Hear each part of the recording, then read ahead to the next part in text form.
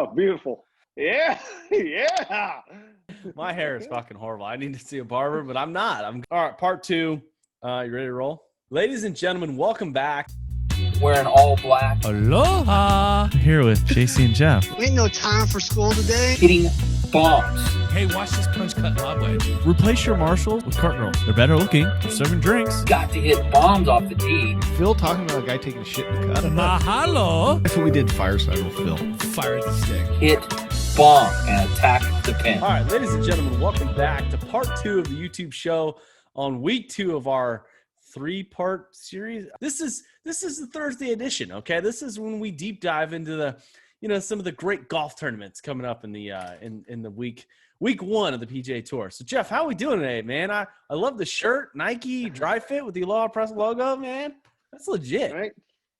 Yeah, no, I'm doing well, better than during the first episode, obviously. Well, that's good. But I'm excited. The FedEx Cup starts over. 3 days later, we got zeros on the leaderboard. Here we go. Well, you know what I was thinking about? Like, I read an article last night that when this whole restart of the PGA Tour took place after COVID, DJ was like ranked in the hundreds, right? 103rd in the FedEx Cup. And then he comes and obviously blows it away and wins everything. It just shows how good like the top 10 good players are, because you're going to have these stupid fucking tournaments that are going to go on starting this week where it's going to be a bunch of no-namers and they're going to get all these FedEx Cup points and they're going to be at the top for like, a month or two, and none of the fucking guys that matter are going to play. And then they're going to come in at the end, win some tournaments, play, 3-4 weeks in a row and kick everybody out that's played 40 tournaments. Well, that's the thing. Like, it's not about longevity. It's all about victories. And if you go out there and win big time events like DJ, JT, John Rahm, hell, Colin Morikawa, some of these guys, I mean, you're just going to be up there and you're going to be in the top 30, and it doesn't matter. I mean, 5-6 weeks ago, we were talking about DJ and Colin, some of these guys who just they just didn't play a lot and ended up making it and making it a bunch of money. It's crazy to think that whoever wins this week at the the Red One Classic, which, cheers, little Pinot or whatever. I don't know what I'm drinking, some blend. Yeah, but the Safeway, whatever they call it, Safeway Open out there in Napa, Silverado Resort. I think for me, if I was a PGA Tour golfer, it's more of a vacation. I get to go out to Napa, hang out, visit the wineries. I don't know how the conditions are out there. If it's anything like here with the smoke, it's going to be miserable. But it just seems more of like a relax weekend than a PGA Tour weekend. Absolutely. I think you got to treat it like a vacation. I mean, some of the guys who, I just pulled up the power rankings for the Safeway Open out in Napa. A couple guys, ranked 15. Charles Schwartzel, commonly gets mixed up with, Billy Schwartzel or Billy Horschel, whatever one. And then you got Harold Varner, good week. Kevin Strillman, Troy Merritt, never heard of that guy. Ches Reavie, one of the big fan of Ches. And you got Phil Mickelson back. I mean, the guy who probably leads, in a couple of tours. All the PGA Champions and now the PGA Tour. Who do you got this week, Jeff? it's the Napa. Are you even going to watch it? I don't even know if I'm going to watch it. All I want is the U.S. Open to show up. So I can tell you this right now. I work straight through, so I'm not going to watch. I'm not going to watch one bit of it. It's not going to happen. I had no fucking clue who was even playing. I had to go on ESPN about 14 minutes before you called me to try to find somebody to pick. And I looked down the list, and I saw Phil. I saw Jordan Spieth, Pat Perez. There's some guys I recognize their name. That obviously have had the last few weeks off, so that's why they're playing in this tournament. But one stuck out, and I don't know if he stuck out because Ben Smithers said something about 2-3 weeks ago because he played well. But I'm going with Siwoo Kim as my Safeway Open winner. I like it. He's been playing great in the last couple weeks. Unfortunately, he missed. He didn't play in the FedEx Cup, right? I don't think so. I think the Northern Trust was his last tournament. His last start. That's a good pick. I'm going to go with a guy who is he's been pretty consistent at the Safeway Open. He's a 2-time champion there. He's currently outside the top 50, but I'm gonna go with Brendan Steele. Okay, solid, All right. solid Napa Valley type guy. I mean, slow pace, doesn't hit it real far, hits it pretty straight. I'm going with that. I'm gonna go with a past champion. Good old Steely. I think he's gonna steal the event.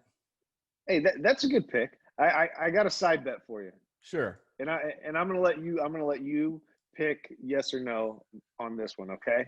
All right. For a bottle, because the odds of us actually picking a winner are pretty slim. low. So I'm assuming that nobody's going to win or lose that one this week. But the side bet, and you pick, does Phil Mickelson make the top 10 for a bottle? So I've been thinking about this. Phil, crazy enough, he's coming off a great victory, a 3-day tournament, and one of the the old guys event. I don't think he makes the top 10. All right. I don't want him to make the top 10. I want him to do completely shitty so he has 2 more days to prep for the U.S. Open. I don't need him to go out there, make a top 10 or win, and then go to the U.S. Open and fucking shit down his leg again. I don't need him on the West Coast. I need him to take his happy ass, get on his private plane, fly to Winged Foot, okay, and go get it done. Because last time you were there, it didn't work out well, okay? It just wasn't good. But I want you to have a good victory. But so I'm going to go he doesn't make the top 10. All right.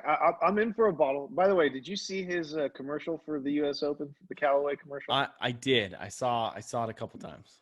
You know what it reminded me of? It's kind of weird. Like we're so similar to some of these companies. Like they're trying to give away drivers, but you have to buy it first and hope that your guy wins.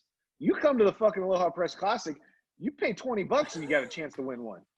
Well, that's what I was saying. Like the Aloha Press is not only going to have fans at the event. I spoke to Edgewood. Okay, there's some precautions we're going to have to consider and keep up with, the whole pandemic or whatever the hell you want to call it. I know the PGA Tour doesn't, but we will.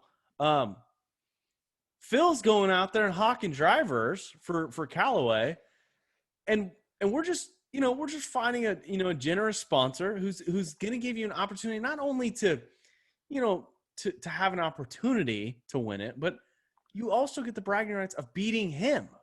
Bo Gilman, I mean, goes out there and is going to donate a bunch of money. I mean, it's an entry fee. So if you're going to play in the Aloha Press Classic, I'm talking to all 40 of you folks. You buy the ticket, and then all you got to do is beat him on Sunday, and then you get an opportunity to win a driver. Instead, Phil talking shit about having to buy one and then pick your winner. Well, and our company is obviously much better than Callaway because every dime that we make off that driver is going back to the kids. Yes, it's going back to the community, which is so awesome. Yeah, it's kind of a joke. I don't know what Phil's doing. I don't know what kind of fucking hocus pocus marketing scheme he's got, but he's got to be making money on those drivers, right? Sorry, I got off topic, and Aloha Press is in part 3. I know that it is. But here's the thing: are you gonna fucking watch the golf tournament? Oh, fuck, I feel like I have to, and it's just, the thing that scares me the most about the Safeway Open is a couple things. One, me getting burnt out of watching too much golf. Okay. Unfortunately, Sunday is week 1 of NFL football. I think I'm going to be the only guy watching the PGA Tour. Like, you know what I mean? Like, if I don't watch it, who is going to watch it? Like, there's going to be that one check mark on the fucking PGA Tour. It's going to be me. I'm over the Safeway Open. I'm not going to watch it. You might watch it. But you said something about a women's major or a championship this week that I have no clue about. Yes, LPGA is having a major championship, and it's generally held in March. It's something that, is a cool event. It's held down in California at Rancho Mirage, I think. I'm horrible at names. Clearly, you guys understand that if you watch the show and listen to it. So the LPGA is having their second major championship, the ANA Inspiration. It's a 4-day event, and it's going to be interesting. I've heard it's down in the desert. It might be 105, 115 degrees down there. Couple things. I read a couple articles about the LPGA event, and it's something that concerns me. I want to watch the LPGA event. I want to really bad, but when you read certain headlines about how caddies are having the option to take pull carts and actual physical golf carts because it's too hot out, do you let your caddy take a freaking golf cart? No, and here's the thing. I played golf Saturday at Castle Oaks. It was 112. Okay? Right? Exactly. Like elements are elements. If these tours start letting them adjust because of hot weather or it's raining too much, it'll never. Well, you might as well just let them do it every tournament. Like that's part of the game. Have a caddy that's in shape. Well, that's what I'm saying. It's a major championship. Guess what? This is a major championship test. And now you're going to go out there and bitch and complain about the heat? I mean, you're a professional golfer and you're fighting for a major championship. That's part of it, right? I mean, that's part of the challenge, the mental challenge of getting over the 105, 115 degree heat, okay? Just don't be a dumbass, okay, like I am, and not wear sunscreen, okay? But they have water on every hole for those guys.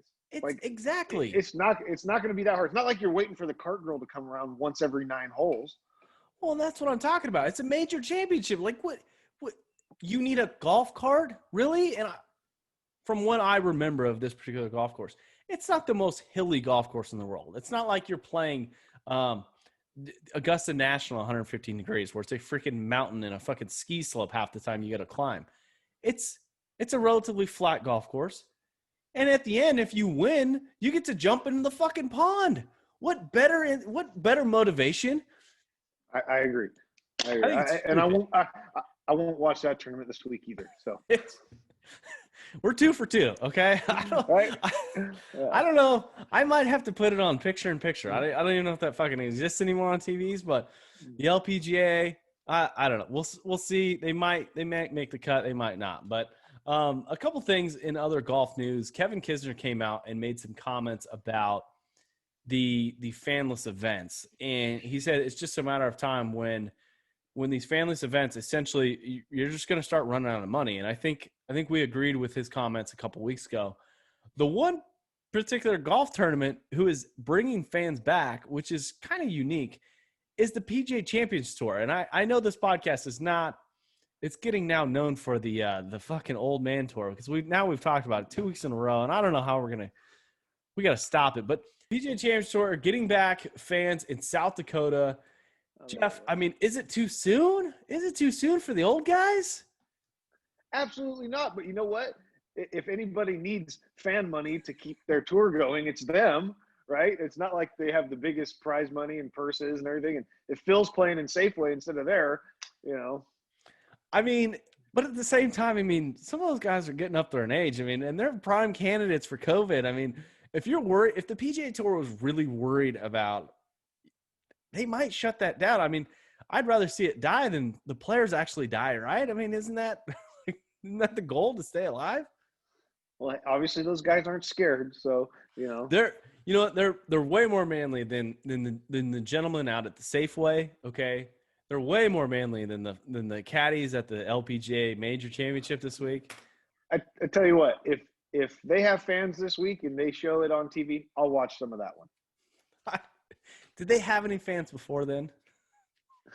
I don't even really know, but it's okay. What I mean, the Champions. I mean, I didn't know they even had fans before then. I just thought it was a filler. Golf Channel ran out of shit to record. They ran out of fucking how-to videos and Phil Mickelson, teaching how people hit out of bunkers. I mean, it's just we'll see if fans show up. I don't know. We'll see if they show up for Jim Furyk.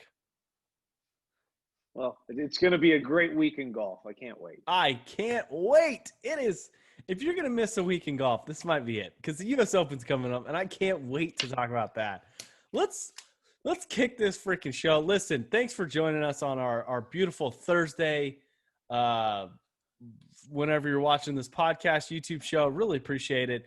Hopefully you guys stick around, okay? Saturday, join us, okay? We're having part 3. If the golf tournament's too lame, if there's no college football, which I don't think there is, and it's, you want to kill some time. Maybe it's too hot out for you. Maybe you're kind of a wuss, and you just want to see our 2 beautiful faces on the old YouTube channel. Reach out. Add a comment or 2. So check us out on Saturday show, part 3. And Jeff, really appreciate it. What final words? Napa. Wine. Wearing all black. Aloha. Here with JC and Jeff.